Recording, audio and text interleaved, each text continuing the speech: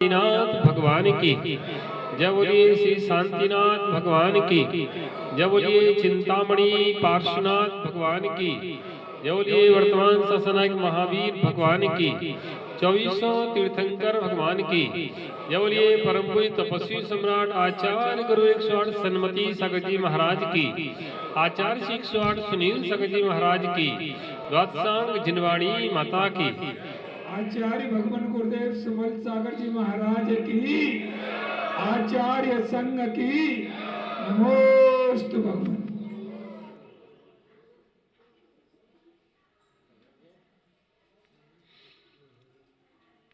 विषयों की आशा नहीं जिनके साम्य भाव धन रखते हैं, निज पर के हित साधन में जो निस्दिन तत्पर रहते हैं। ऐसे ज्ञानी साधु जगत के दुख समूह को हरते हैं।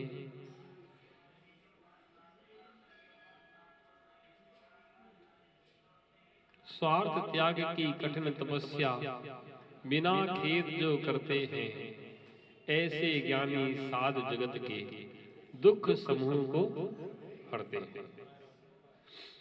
कल हमने समझी देव की परिभाषा।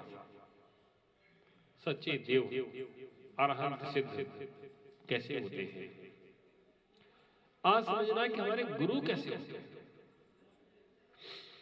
जब तक गुरुओं का स्वरूप हमारे ज्ञान में नहीं है, तब तक हम गुरुओं को कैसे कहें कि मेरे गुरु हैं।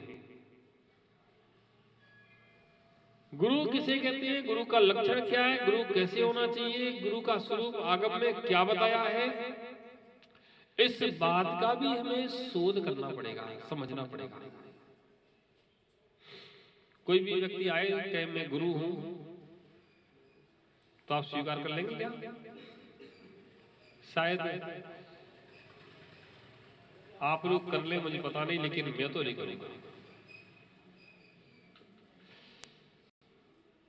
जिसको गुरु का लक्षण पता है वह तो गुरु के लक्षण से गुरु की परीक्षा करके समझ करके तब गुरु स्वीकार करता है। और जिसके गुरु को लक्षण का ही ज्ञान नहीं है तो व्यक्ति क्या करेगा?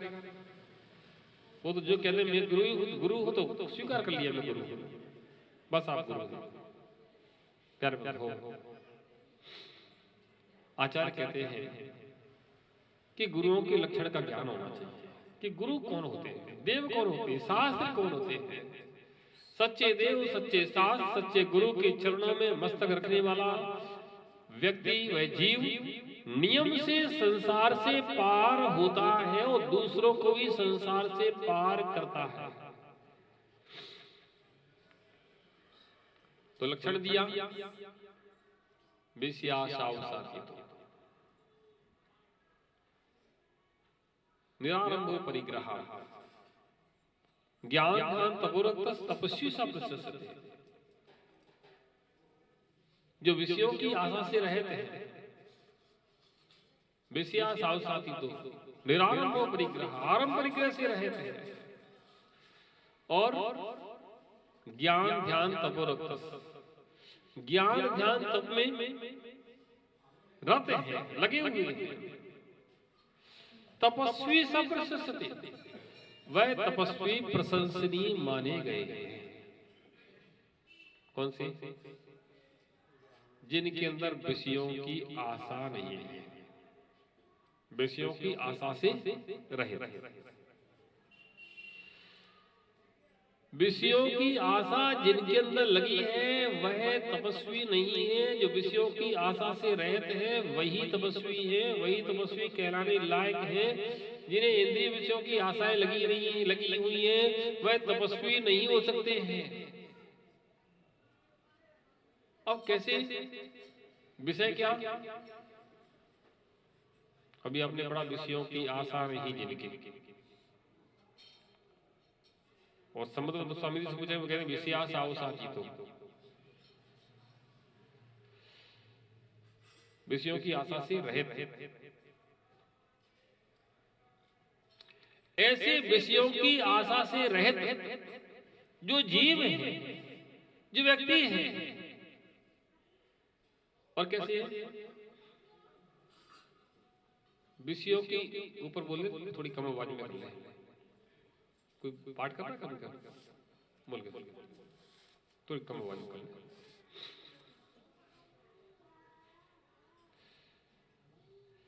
कहने का तात्पर्य है कि जिनके अंदर विषयों की आशा लगी हुई है, वह व्यक्ति कभी भी ना स्वयं पार हो सकता, न किसी दूसरे को पार लगा सकता। अब विषय क्या? ये हमारे ज्ञान में होना चाहिए। 5 इंद्रियां होती हैं। कितनी होती हैं? 5 इंद्रियां होती हैं। कौन कौन सी? स्पर्शन, रसना, घ्राण, चक्षु और कर्ण। कितनी इंद्रिय होती हैं? इन 5 इंद्रियों में स्पर्श इंद्रिय की इच्छा, यानी स्पर्श इंद्रिय संबंधी इच्छा, अच्छे ओढ़ने बिछाने का आश्रम बढ़िया हो, विषयों की और भी इंद्रिय विषयों की इच्छाएं होती हैं, वह सब। रसना इंद्रिय, रसना संबंधी विषय। रसना मतलब खाना पीना। स्पर्श इंद्रिय की 8 विषय हैं। कितने हैं? कौन कौन से? हल्का, भारी, ठंडा, गरम, रूखा, चिकना, कड़ा, नरम। हल्का, भारी, हल्का है, भारी है, कोई भी चीज हो, हल्की है कि भारी है, ठंडी गर्म है, रूखी है कि चिकनी है, कड़ी है कि नरम है। ऐसे 8 प्रकार के स्पर्श होते हैं। उन 8 प्रकार के स्पर्शों में हमारी जो प्रवृत्ति जाती है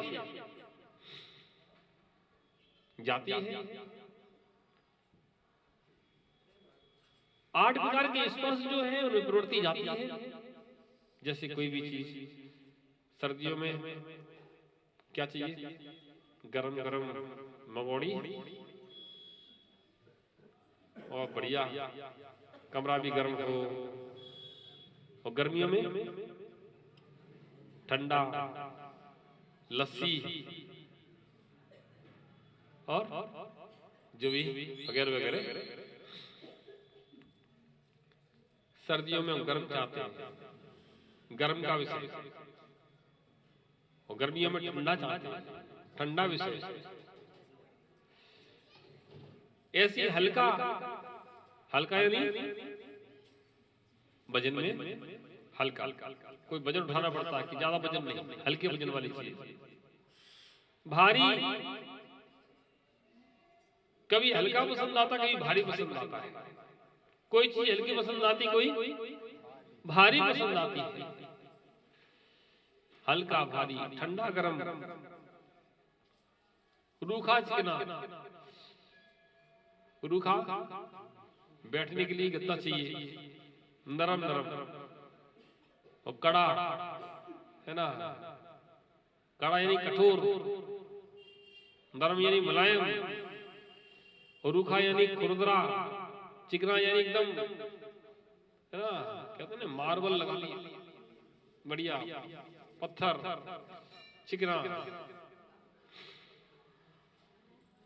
ऐसे हमारे इंद्रियों के विषय होते हैं। हम ऐसा पसंद करते हैं, हल्का, भारी, ठंडा, गरम। जो इनके प्रति जो आकर्षण होता है वह स्पर्शन इंद्रिय संबंधी आकर्षण कहलाता है, और वह हमारे कर्म का बंध का कारण होता है। अब रसना इंद्रिय, रसना इंद्रिय के 5 विषय दिए। कितने विषय? कौन कौन सी? खट्टा, मीठा, कड़वा, कसायला और चरबा। इनमें 5 में से कौन सा अच्छा होता है? खट्टा, मीठा, कड़वा, कसायला, चरबा है? मीठा अच्छा लगता है। एक काम करना, आज नियम लेना, 1 महीने तक केवल मीठा ही मीठा खाना। 1 महीने तक मीठी मीठा खा, कितना भी अच्छा लगता होगा, 8 दिन 4 दिन तो खूब खा लोगे ताकत लगा करके, 5वें दिन कहोगे कि भाई अब तो तुम एक काम करो, मीठा मीठा हटाओ, मुझे दाल रोटी दे दो सूखी। 5 ही विषयों का संतुलन है, कभी खट्टा अच्छा लगता है, कभी मीठा अच्छा लगता है, कड़वा अच्छा लगता है, कभी चरपड़ा अच्छा लगता है, कभी कसाला, कभी ये हमें वो चाहिए आंवले की सब्जी, कभी करेले की सब्जी, कभी भिंडी की सब्जी, कभी लौकी की सब्जी, बदल बदल की चाहिए। जो बदल बदल के ग्रहण किए जा रहे हैं बस वही इंद्रियों के विषय हैं, जो हमारी उनके प्रति आकर्षण बन रहा है, उनके प्रति हमारी इच्छा बन रही है कि ये मुझे चाहिए, बस यही हमारा इंद्रियों का विषय है। ऐसे व्यक्ति सारे जीवन जीव के स्वाद के लिए लगा रहता है, सारा जीवन जीव के स्वाद के लिए। कभी रबड़ी खाना है, और पंकज जी के पिताजी थे, उन्हें शाम को एक चौकट्टा रबड़ी नहीं मिले तो उनको नींद नहीं आती थी। अब तो नहीं है, लेकिन था कि शाम को एक चौकट्टा रबड़ी चाहिए। होता है किसी किसी व्यक्ति को ऐसा होता है कि वह उस चीज का एक आदी हो जाता है। और जो व्यक्ति पुड़िया खाता हो, पुड़िया कोई खाता है? अच्छा, पुड़िया खाते कैसी होती है? जो तम्बाकू कैसी होती है? तम्बाकू खाता कोई नहीं खाता? बहुत बढ़िया, क्या बात है। खाता जरूर कोई होगा, हाथ कोई नहीं उठाएगा। ऐसे में कौन उठा ले? मैंने पूछा किसी व्यक्ति से, बताओ तम्बाकू कैसी होती है? मीठी होती है, नमकीन होती है, कि मतलब कड़वी होती है? मैंने कड़वी होती है और फिर भी तुम खाते? कि बस खाते हैं। बताओ, पता है कड़वी है तब भी मुख में रख रहे हैं। कैसी आदमी की बुद्धि मारी गई। मैंने कहा इसकी जगह तुमने 50 रुपए की तम्बाकू खाई, 20 रुपए की, 50 रुपए की, उसकी जगह तुम 50 रुपए की रबड़ी खा लेते तो शरीर में कुछ लगता है? बताओ। लेकिन वो भी एक स्वाद है, वो भी जरूरी है। तम्बाकू का स्वाद, सुपारी का स्वाद, इलायची का स्वाद मुंह में रखना पड़ेगा, उसके बिना मजा ही नहीं आता है। कोई रबड़ी बनाए बढ़िया, उस शक्कर डाल दे और दूध में और रबड़ी ओढ़ दे, आपको दी गई खाने को अच्छा कैसी लगेगी? अच्छी लगेगी। और थोड़ी सी इलायची और पड़ी होती, पूछे नहीं, और थोड़े से काजू और पड़े होता, और थोड़े छुआरे किशमिश और पड़े होता, अरे वाह, और स्वाद बढ़ जाएगा। ऐसे हम लोग इन पदार्थों के स्वाद में लगे हुए हैं, इन पदार्थों के स्वाद में लगे हुए हैं, इन पदार्थों के स्वाद लेने में लगे हुए हैं। 1 बार ले लिया, 2 बार ले लिया, 3 बार ले लिया, 10 बार ले लिया, 100 बार ले लिया, लेकिन आज तक उस स्वाद से मन नहीं हटा। हटा क्या? बताओ, नहीं हटा। ऐसी रसना इंद्री के स्वाद में लगे रहते हैं। तो रसना इंद्री, ऐसी घ्राण इंद्री, आजकल पता नहीं क्या क्या आता है बाजार में, क्या बोलते हैं, डियो, सेंट, लोग कैसे लगा लेते हैं, कैसे उनको मन लग जाता है। हम लोग तो कोई बगल में आके बैठ जाए ना तो ये ऐसा लगता है कि कौन आके बैठ गया है ना। क्यों? तुम लोगों की वो आदत उस प्रकार की पड़ गई है, तुम्हें वो सुगंध चाहिए, आज ये वाली सुगंध, कल दूसरी वाली सुगंध। ऐसे जो हमारे अंदर घ्राणेंद्रिय के विषय जब हमें आकर्षित करते हैं तो घ्राण संधि संबंधी हमारा आश्रय होता है। बगीचे के बगल से निकले, तेज सांस खींच ली, और कहीं गंदगी है तो नाक बंद कर ली। क्यों? नाक बंद करने से, आंख बंद करने से क्या वो चीज हट जाएगी क्या? क्यों नाक बंद की? लेकिन हम उसको पसंद नहीं करते, सुगंध और दुर्गंध। इसलिए सुगंध को तो हम ग्रहण करना चाहते हैं और दुर्गंध को नहीं करना चाहते। ऐसे घ्राण इंद्रिय के विषय भी आश्रव के कारण होते हैं। चक्षु इंद्रिय के विषय कितने विषय? चक्षु इंद्रिय के कितने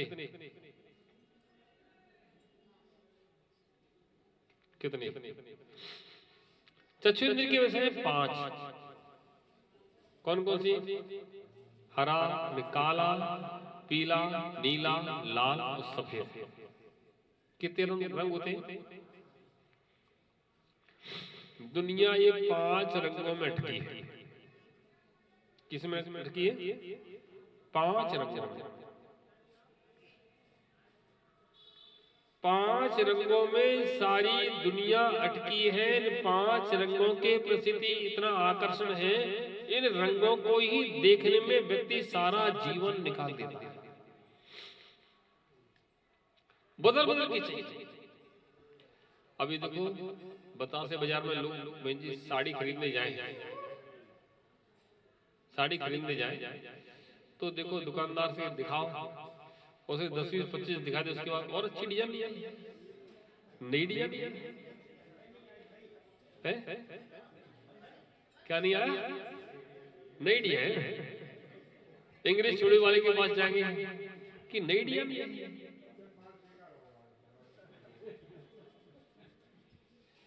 बताओ, इन दुकानदारों से पूछे बेचारे से कि कैसे पसंद करके ले आते हैं और फिर उनको यहाँ पसंद कराते हैं, तब जाकर के साड़ी खरीदती है। पैसे वहां पसंद करके लेके आएंगे और फिर यहाँ पसंद करा के बेचेंगे। कितनी मेहनत करना पड़ती है किसके पीछे? एक चक्षु इंद्रिय के विषय के पीछे। दीवार का ये कलर आज ऐसा लग रहा है, ये अच्छा नहीं है। हम लोग एक स्थान पर थे, छत पर बैठे थे, दिवाली के पहले का समय था, तो देख रहे थे लोगों के मकान में काम चल रहे थे। लोग क्या चल रहा था पता ही चल रहा था।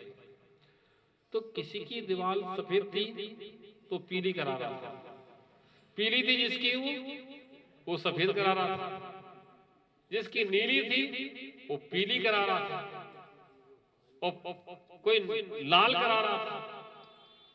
तो मैं सोच रहा था कलर कौन सा अच्छा है? पंकज, कौन सा कलर अच्छा है?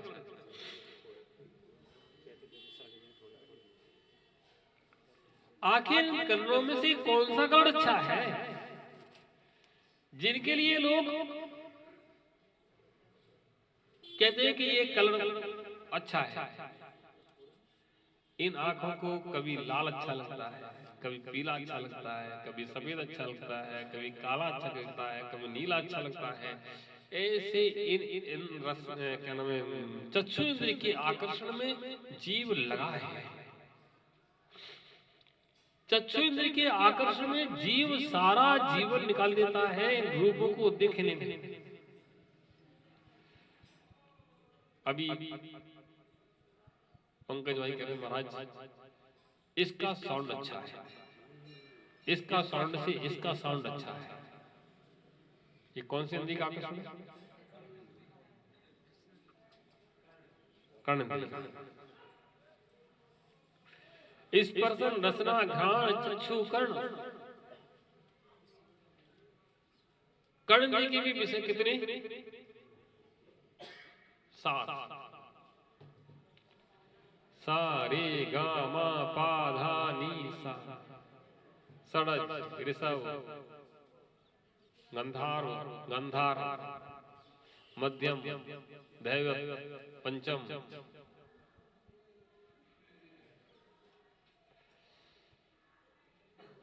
सारे गामा पा धा, और निषद। कितने हुए? 7। ये 7 स्वर होते हैं। इन 7 स्वरों को सुनने में हमारे कान लगे रहते हैं। अभी हम कहें यहां से, पंकज भाई बहुत अच्छा लड़का है, धर्मात्मा है, पूजन करता है, दूसरों को पूजन में लगाता है, वैराग्य की प्रेरणा देता है, लोगों को संसार से पार होने के लिए मार्ग बताता रहता है, धक्का लगाता रहता है। 2 घंटे बोलते रहे, 2 घंटे कान आराम से सुनते रहे। 2 घंटे अगर 50 लोग आए, 50 लोग बोले, तो कान आराम से सुनते रहे। और वहीं एक व्यक्ति आ जाए और कहते पंकज, उसको तो मैं जानता हूं, कितने पानी में हो, तो एक बार एक सिर उठा के देखनी पड़ेगी आखिर आया कौन। इतनी अच्छी सभा चल रही थी, इतनी अच्छी सभा चल रही थी, इतनी अच्छी सभा के बीच में ये कौन आ गया? पूरा रंग में भंग डाल। ओहो, रंग में भंग डल गया। सोचो,